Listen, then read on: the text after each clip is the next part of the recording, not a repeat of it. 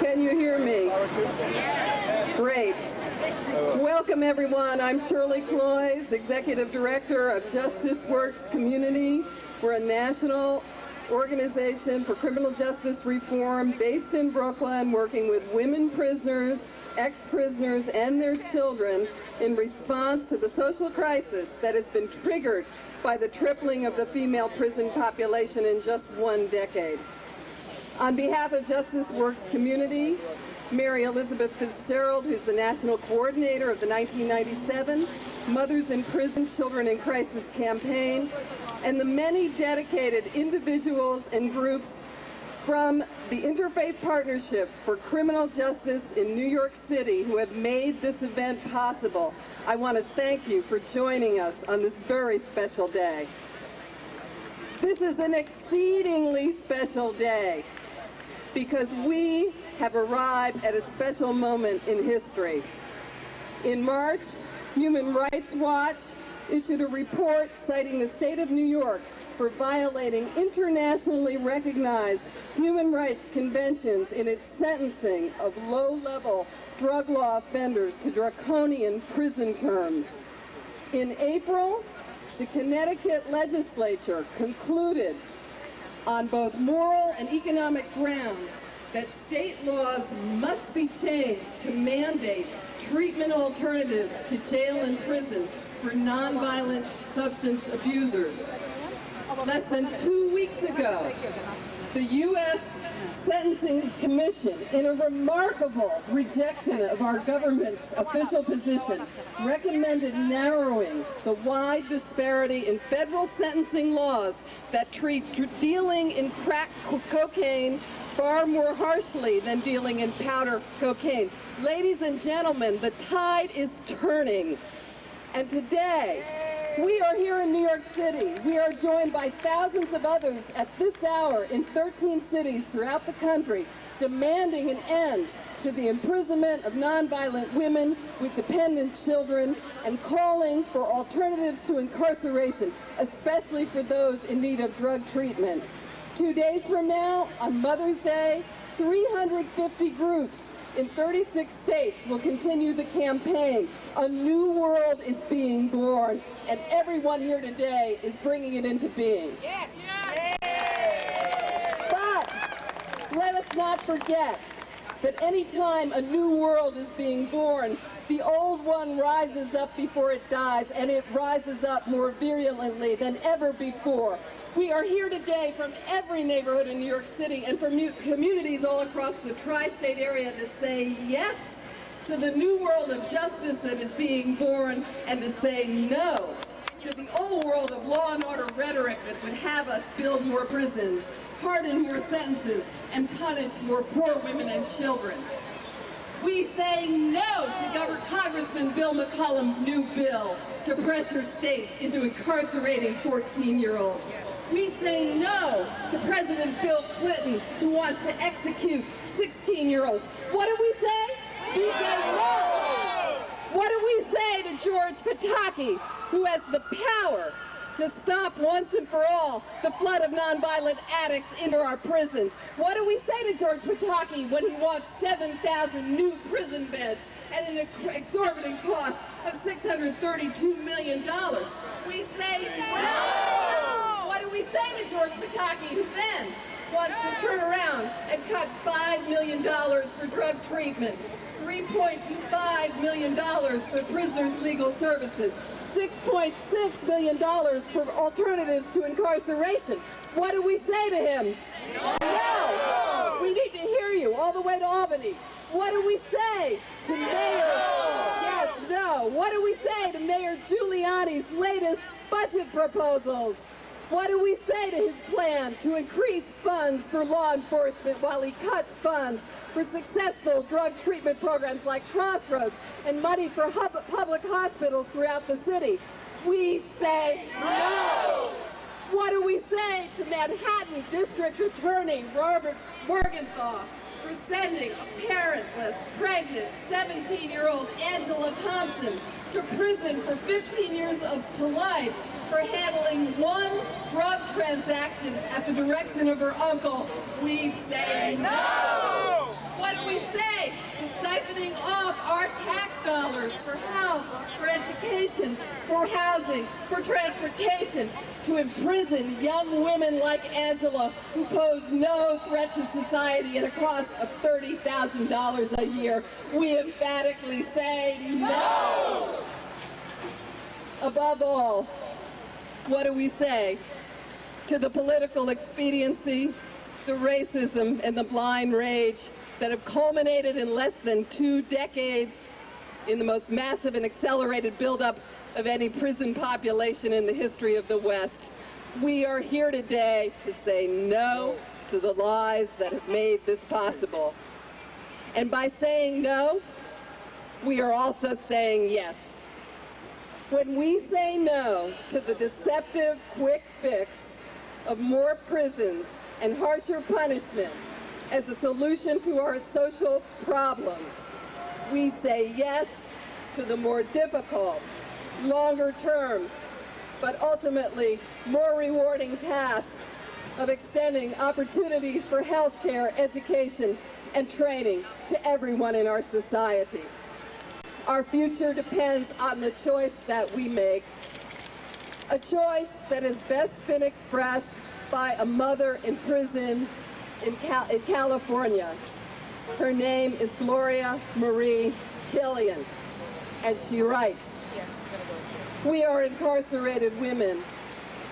We are the forgotten, the marginalized, the dispossessed, and the abandoned. We are the disposable refuse of a throwaway society. But the consequences of our repudiation have been overlooked in society's haste to hide its social and moral problems behind barbed wire and fences of steel. For we are also the mothers of a future generation." And Gloria continues, "The children who were torn from our arms and taken forcibly from our sides will one day grow up to share the lessons they learned in their youth. As they receive, so shall they give. Those who were beaten shall inflict violence on others. Those who were sexually abused will prey on the innocent. The homeless and the unwanted will become destroyers, and the addicted will spread their sickness throughout the land. But those who receive love will give love to others. Those who helped will one day help others. Kindness and compassion will be shared in the measure in which it was received." And Gloria concludes, "The children that were allowed to bond, heal, and grow with their incarcerated mothers will grow up to make positive contributions to society, rather than acting out the pain and anger of those who could not heal. Women who were helped to rehabilitate themselves will teach their children how to recover from their wounds and rise above their circumstances. Bitterness or blessing, the choice is yours. We are your future." We are here today to tell New York that we have made our choice. We choose to end the imprisonment of mothers, and we will not stop until we succeed. You are here today, all of you, because you care and you've made this choice. And on behalf of Justice Works community and the Interfaith Partnership for Criminal Justice in New York City, I want to thank you from the bottom of my heart. Thank you.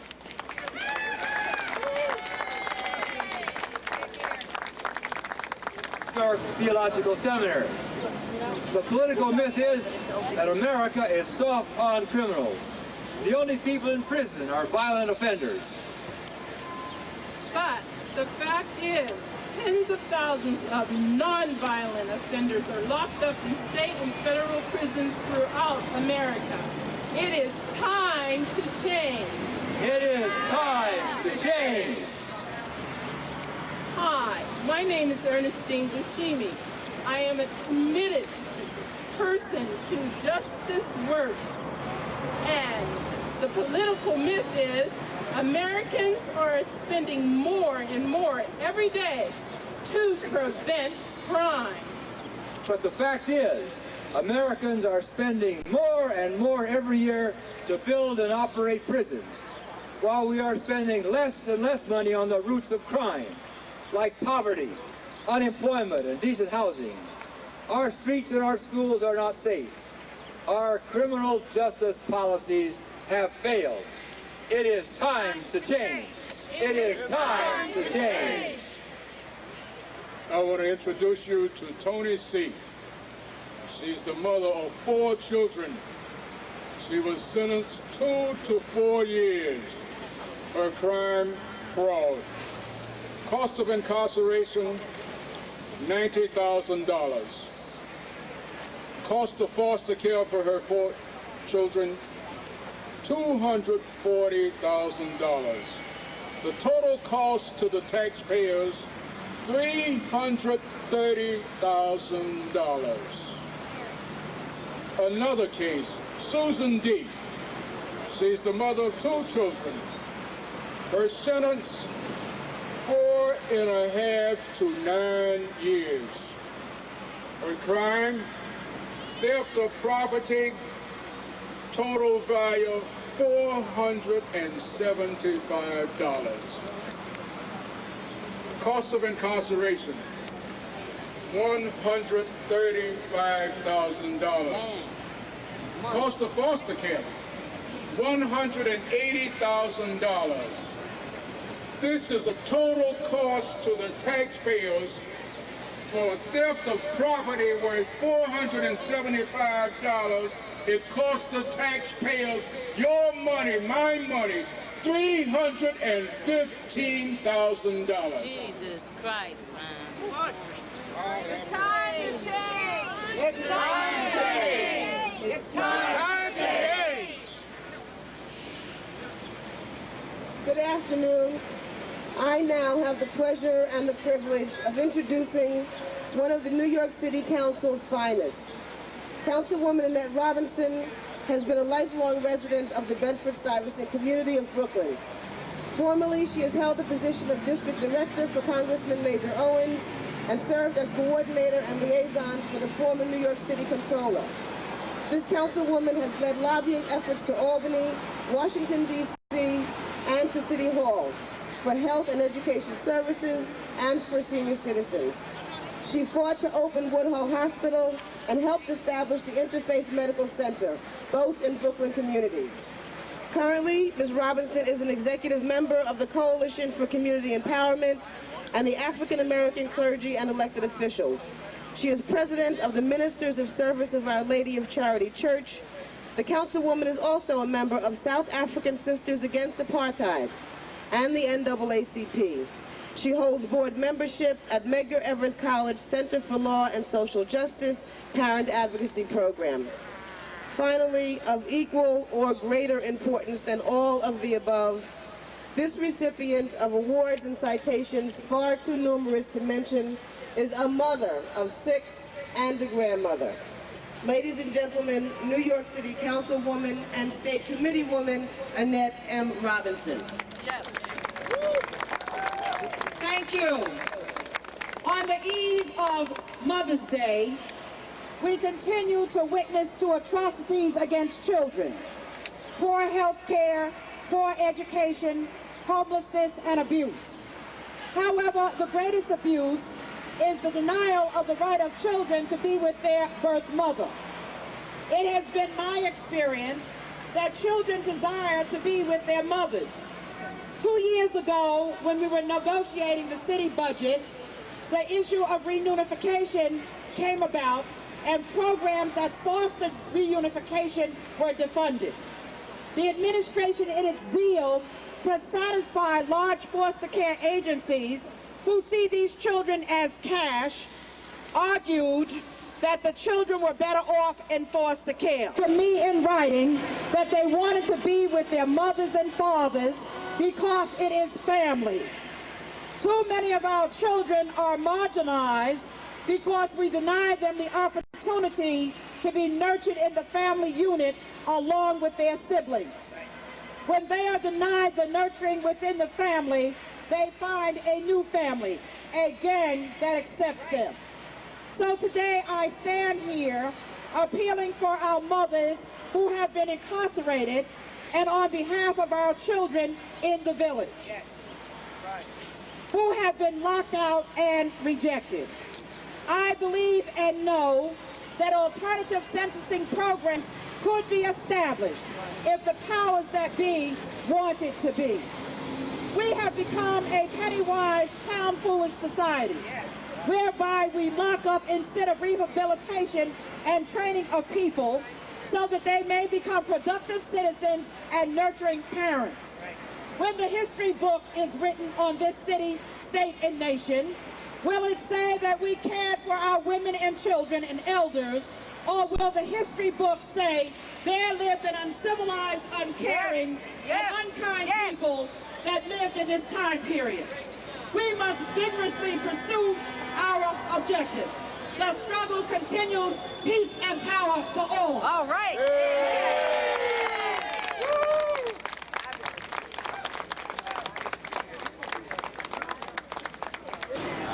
My name is Orlando Haynes. My name is Orlando Haynes. I work for the New York City Transit, and I'm the husband of a former prisoner. The political myth is, if a mother was sent to prison, she probably wasn't a good mother.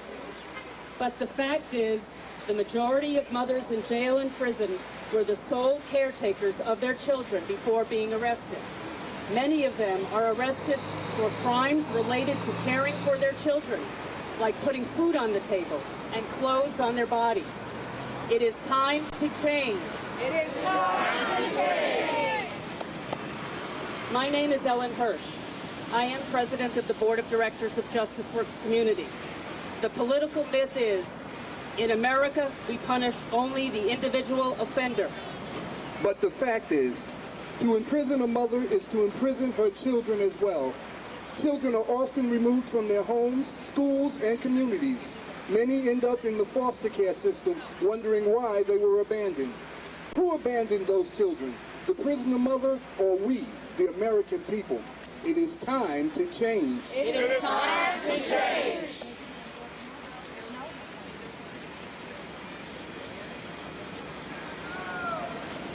I have never met Paula F. I have never met Paula F., but I speak for Paula F. Paula F. is the mother of 2 children. She has been sentenced to 4 years to life. Her crime was a drug mule. Cost of incarceration, $120,000. Cost of foster care, $160,000. Total cost to us taxpayers, $280,000. I've never met Barbara G. I speak for Barbara G. She's the mother of 3 children.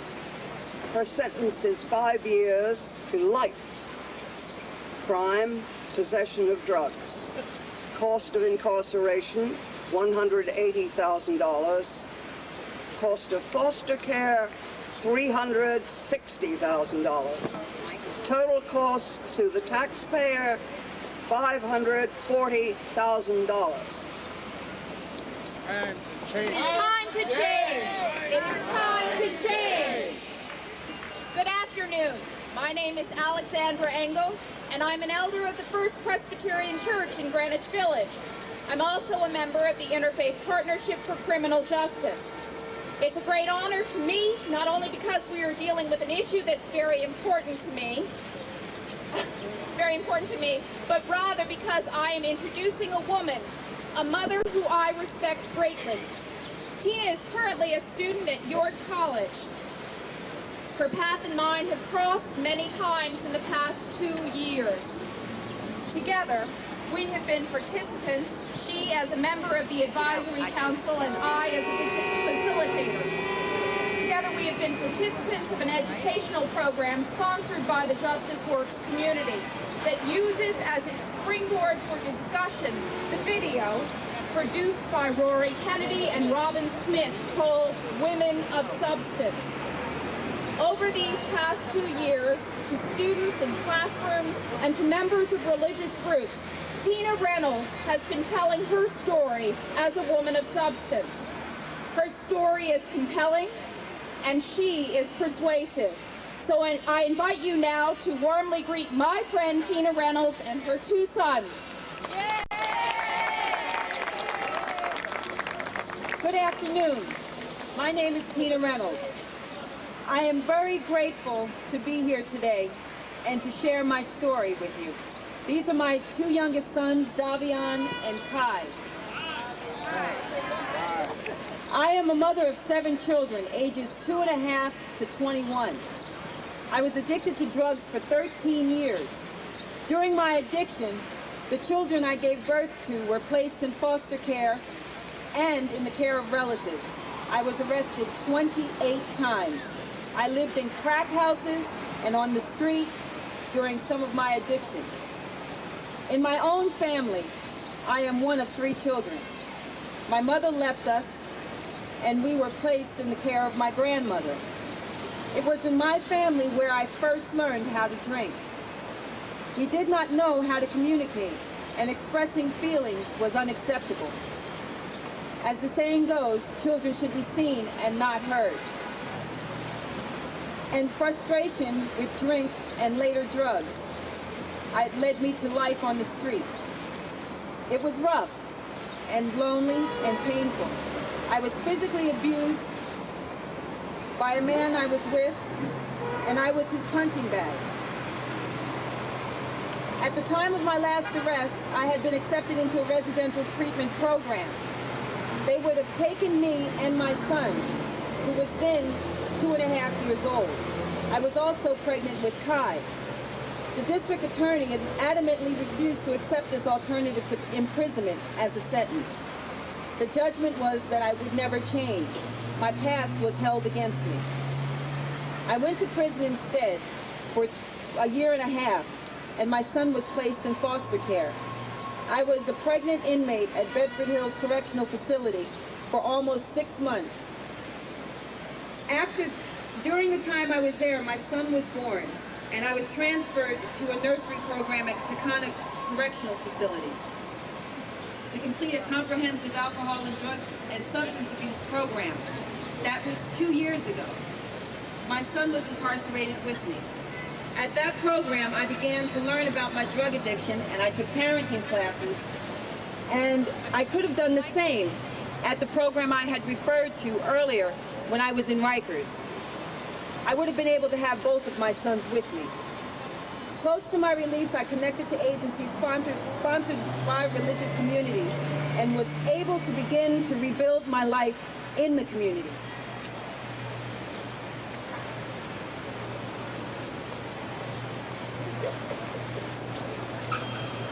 Sorry.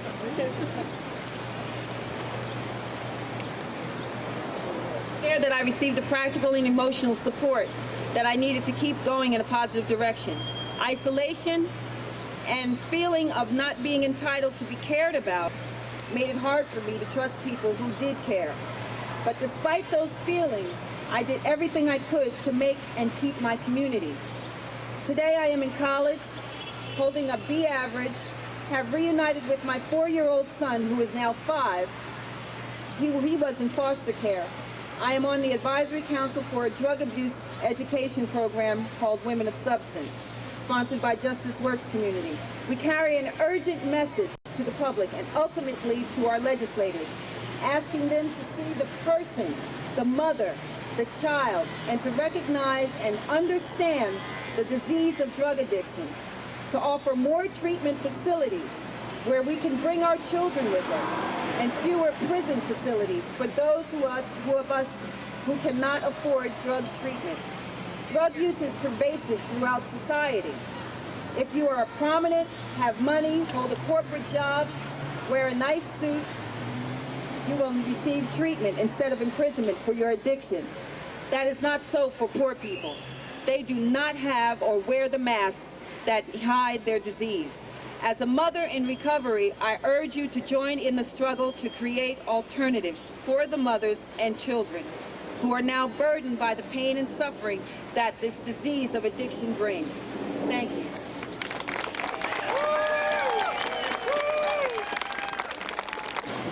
Olajagun is a Nigerian drummer, singer, and visual artist. For 9 years, he was the drummer of Africa's world-famous Afrobeat musician.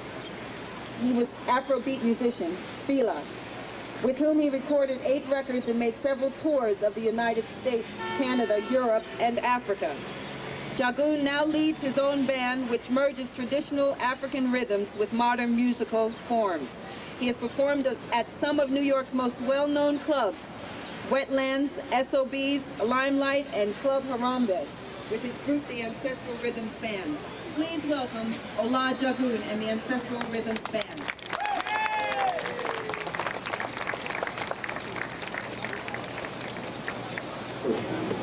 So we have a complete group, but just we have a small space so we can come with your group. We're going to start to entertain you. Hiba Baba, Hiba Iba yeye Iba Olúwo bàbá Iba Ojúgbọ̀nà Kùrẹ́rẹ́ ìjẹ́jẹ́ párákùn ọ̀bàrìṣà o àyàfi bí mo dáṣe kórè mọ́ ṣàìgbà o.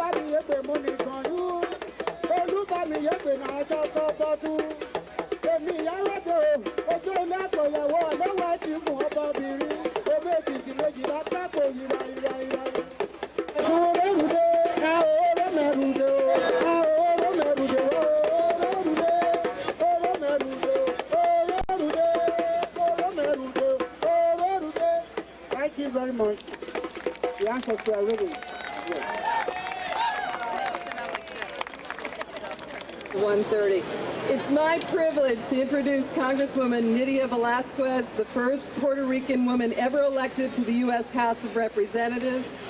In 1983, Nydia served as a special assistant to Representative Ed Towns. A year later, she became the first Latina appointed to serve on the New York City Council. And in 1986, she was named Director of the Department of Puerto Rican Community Affairs in the United States. In 1992, following a vigorous grassroots campaign, she won the congressional seat for New York's 12th district. Re-elected by a landslide in 1994 and again in 1996, Representative Velázquez has never wavered in her commitment to fight for the human and civil rights of the Hispanic community, women, the working class, and the poor. Please give a warm welcome to Congresswoman Nydia Velázquez. Thank you, Shirley. You know, it's really fitting to be here today, a day after the House of Representatives passed the Juvenile Crime Act. And it's really unfortunate that we are forced to gather together to fight for this cause. Right now, there are over 116,000 women being incarcerated.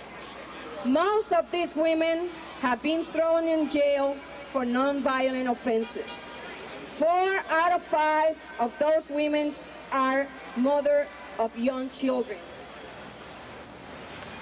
These statistics are heartbreaking, but I must confess they are not surprising.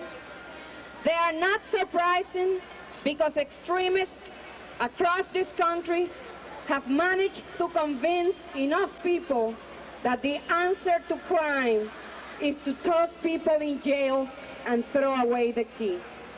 It is not enough that a disproportionate number of Latino and Afro-American men are in jail. Now, women and children are being targeted. It has long been the policy of extremists who call themselves conservatives to put as many people in jail as possible and pretend that they have solved the problems of crime in our inner cities. Let's be honest. The only way we will see real progress on this front is if we address the true lack of opportunity in our communities. Unless we provide quality education, job training, and quality daycare, we are condemning women and children to lives of despair. Let us keep in mind that the vast majority of women in prison today have not committed violent crimes. Most often, they receive overly harsh sentences for minor offenses. But let's consider the whole picture. These are women who have few options and even less hope. Instead of offering a minor offender effective treatment and an opportunity to work and get off drugs, these women are thrown in jail and their kids are put into foster care. What kind of message is this society sending to these families? What hope will those children have after they are separated from their mothers and put into foster care facility after foster care facility? Does anyone really believe that throwing a woman in jail will cure drug abuse? It costs $100,000 to build a jail cell. It costs $56,000 a year to jail a woman convicted of nonviolent offense. It costs $20,000 a year to put a child into foster care. Does anyone really think that these are good investments? Does anyone really think that spending this money will solve the problem? Does anyone really have any hope for these mothers and children? This is a crisis, and it is a crisis caused by ignorance and fear. Just this week, Congress debated a bill that will put more children in prison with adults. This is the mentality of the extremist Republicans in Congress. They are saying that the answer to crime is prison. For far too long, they have their way on this issue.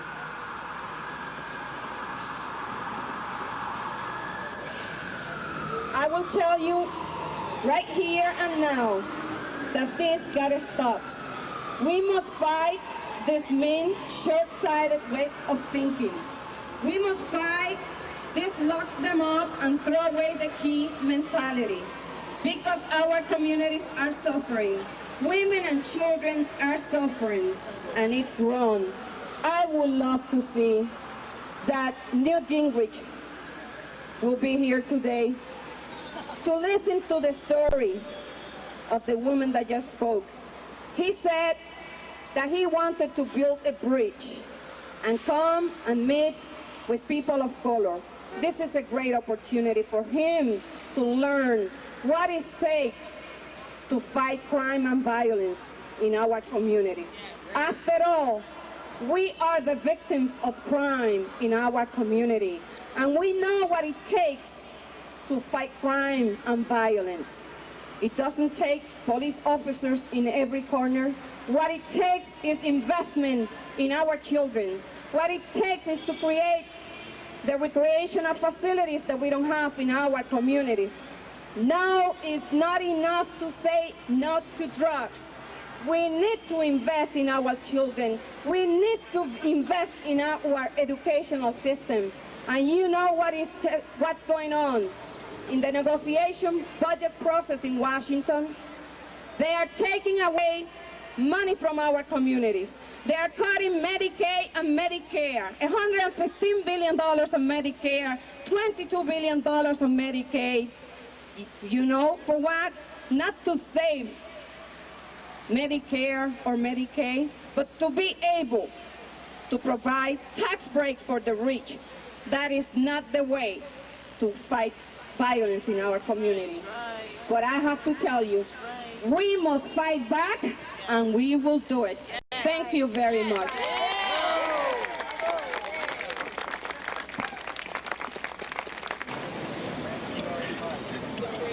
Hi, Brinkley. I'm a retired engineer.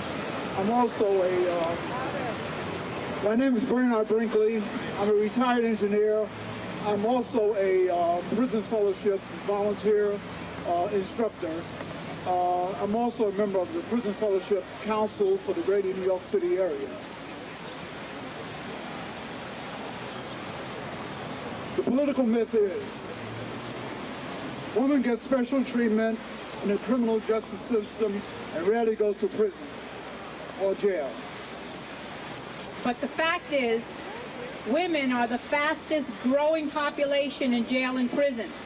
More than 116,000 women are behind bars in America, and more than 75% of them are serving time for non-violent crimes.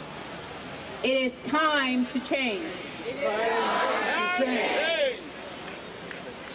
My name is Maria Guaracino, and I am assistant to Cardinal O'Connor in New York, the New York Roman Catholic Archdiocese of New York, the concerns of women. The political myth is prisons are cheaper than alternative programs. But the fact is, prisons are very expensive. New Yorkers pay $36,000 a year for each state prisoner, and $59,000 a year for each prisoner in a New York City jail. America spends $30 billion a year on the prison industry. This is a waste of tax dollars and money that is needed for our communities. It is time for change. It is time to change. I'm the voice of a mother of 5 children, sentenced 1 to 3 years. A crime is staring, directing someone to a drug seller. Cost of incarceration is $30,000. Cost of foster care is $60,000. Total cost to taxpayers is $90,000. It is time to change.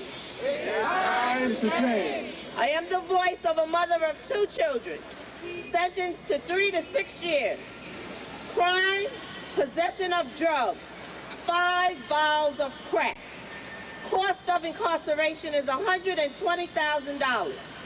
Cost of foster care is $160,000.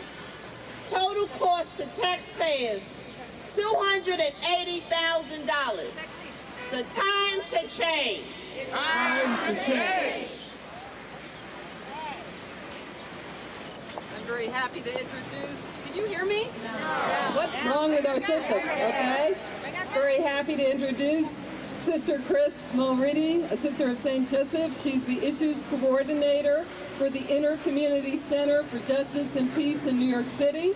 She's the past chair of Pax Christi Metro, and she's waged a very valiant fight for the last 3 years to achieve clemency for Kathy Migliora Lima. She did this successfully. Kathy was released in December. Unfortunately, can't be with us today, and Chris is here to talk about her and the issues on her behalf. Thank you. Last few months and is working on a special project. 4 years ago, Sister Elaine Roulet, who works at Bedford Prison for 28 years, asked me to come up to meet a woman who seemed a good candidate for executive clemency. That was the first time I met Kathy Migliore, and the first time the horrible reality of incarcerating mothers, especially as was the case of Kathy and so many in New York State, with long sentences for nonviolent crimes. It was shocking to me. When I came home, I told my good friend Janet D'Addario. She is not only a person of conscience, but a taxpayer, and she was absolutely outraged. Today, together for over 3 years, we worked on Kathy's clemency appeal. This December, it was granted. You would think that we would be overjoyed. Well, we are. For Kathy, her children, parents, and family. But in the end, it took those 3 years working with only one woman. Kathy spent 10 years in prison. Her 2 boys grew up without her. And overall, only 4 women statewide were given clemency, no matter who advocated for them, in a system where there are 3,700 women. In Bedford alone, sanctioned by law, cruelty to masses of children because of the imprisoning of their mothers. They will judge us, yet tolerated this social scandal in our own country. Let's be clear. I am not up here endorsing crime. No one part of this gathering is. But our society must ask, in regard to criminal justice for mothers, what is best overall for the common good? And in particular, what is good for children? What alternatives are there? How can families, especially in these situations which are shattered, fractured, battered, be helped, repaired, and kept together? Many would say that Kathy Migliore is a success story because she accomplished so much during her 10 years in prison. People will say that she was blessed because her parents raised her son while she was away. And when she went home, when she was released, she went home to them. And Kathy will even say to her boys that they were fortunate, relatively speaking. But prison is an equalizer. And her boys say this, "Ma, say whatever you want, but don't say we were lucky." There are thousands of mothers who have lost those years and in most cases lost their kids. There is a better way, and it cannot come too soon.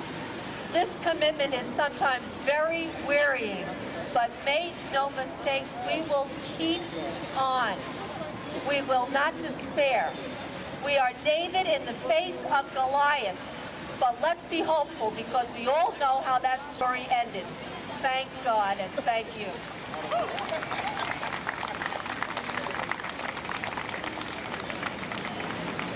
Good afternoon. I'm Spencer Gibbs. I'm a Presbyterian minister. I serve as the executive of the Presbytery of New York City, which is the 102 congregations of the 5 boroughs of this city which comprise the Presbyterian Church in New York City. The political myth is our prisons are overcrowded because more crimes are being committed. It's an enormous and unnecessary burden on taxpayers and undermine public faith in the law. It is time to change. Hi, my name is Lorraine Chisholm. I'm on the Advisory Council with Justice Works Community. I never met this person before, but I'm going to introduce you to her. Her name is Jane D. She's a mother of 3 children. She was sentenced 6 to 12 years in prison. Crime, theft of property, $550 worth. Cost of incarceration, $180,000. Cost of foster care, $360,000. Total cost to taxpayers, $540,000. Here's another person that I never met. Her name is Jamie K. Mother of 3 children, sentenced 8.5 to 25 years. Crime, killing her batterer. Cost of incarceration, $300,000. Cost of foster care, $180,000. Total cost to taxpayers, $480,000. It's time to change. It's time to change. ọlọ́ba kékeré kì í rodò bẹ́ẹ̀ làwọn ọba ńlá tẹ̀lé àtọlọ́ya ọlọ́bàtálá bí gbogbo wa là ń gbòòtò Òṣogbo. Ẹ bá mi kórè yèyé mi, ẹ bá mi kórè yèyé Ọ̀ṣun ọmọ láwòrè òòrè yèyé o, òòrè yèyé o.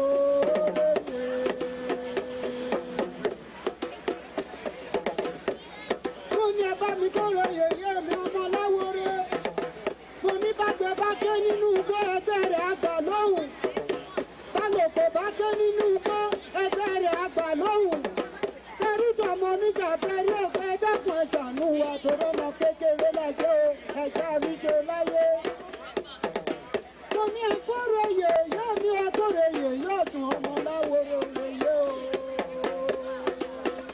Òrè yèyé, òrè yèyé, òrè yèyé, òrè yèyé.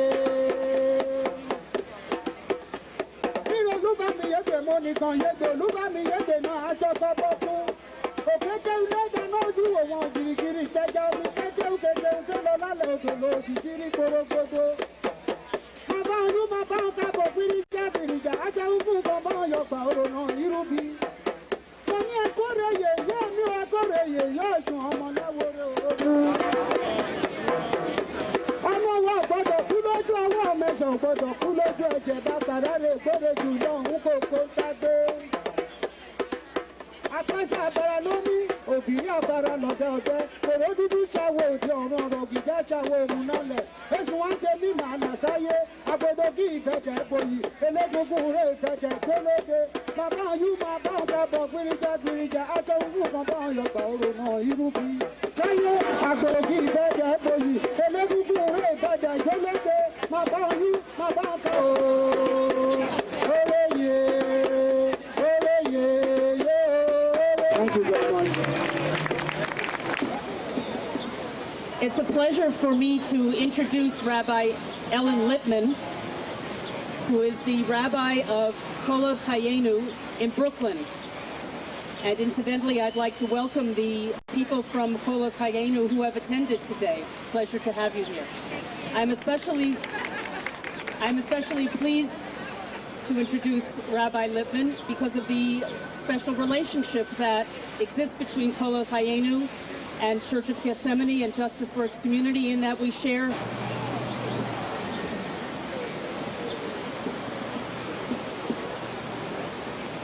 a story from the Bible.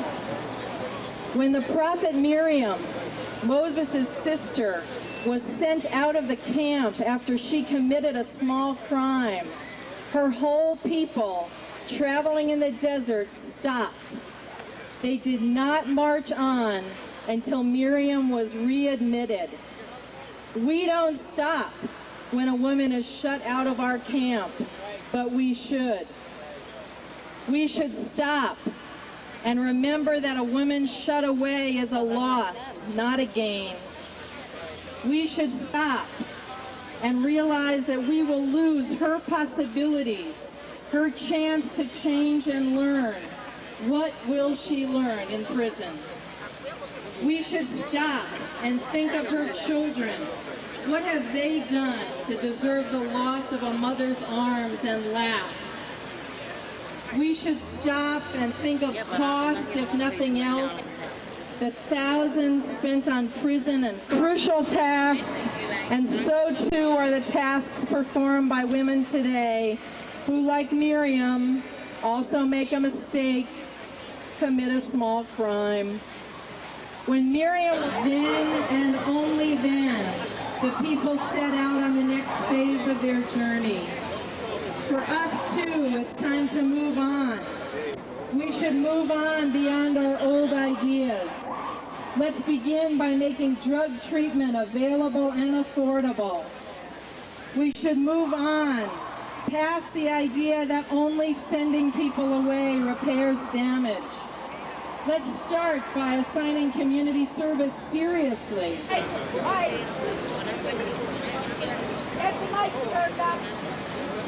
Hello?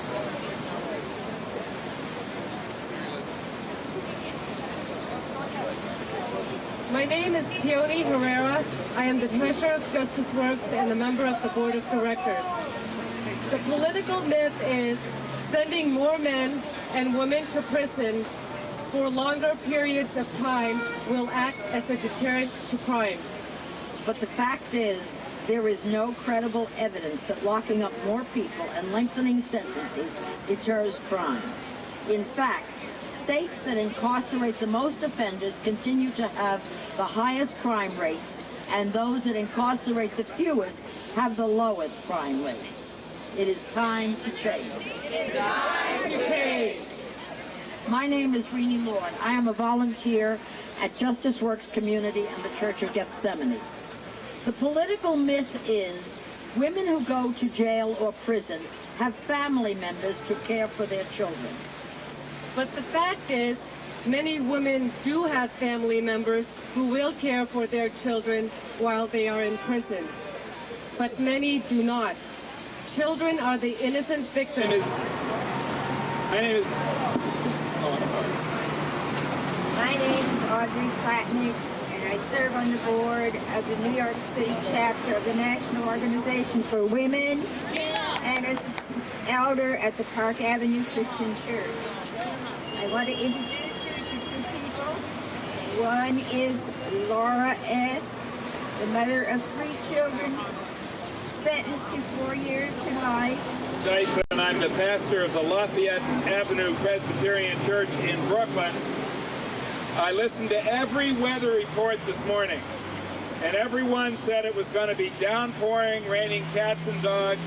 I know it's starting to sprinkle now, but the reason it didn't I went down yesterday to Washington, D.C. to pick up my daughter, who is at American University and home for the summer. She's working, I'm happy to say.